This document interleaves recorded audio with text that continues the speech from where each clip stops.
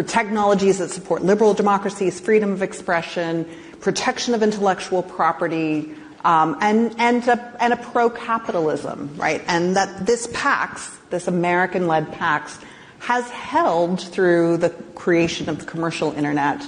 And now we see perhaps a change in that, right? An American-first approach may actually have real implications for how the rest of the world understands American tech power. Where do we go from here? What does this tendency of tech companies saying, trust us, don't regulate us, mean in a rapidly changing geopolitical climate? Any of you can jump in on that. Yes, please, Henna. In the European Union, we are in good situation because we have already very powerful tools. Digital Service Act, also Digital Market Act, and now AI Act is also coming into the force.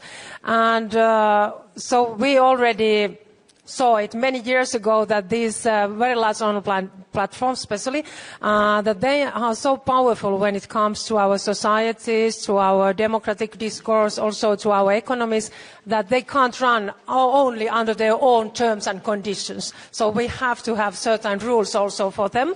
And the main principle is really, like it was said here, for example, that everything what is illegal in our societies in the European Union, it's also illegal online. So they have to take all the illegal products and content down. And also they have to themselves have the systems in the place that how they are mitigating and assessing the systematic risks they are posing for our well-being, for our democracies, for our civic discourse, for our electoral processes, for protection of minors, what is one big problem, I think, worldwide. When I'm meeting my counterparts all over the world, everybody is now saying about the protection of minors if they don't have rules for that. It's something that often the online platforms are not taking care at all, we can say.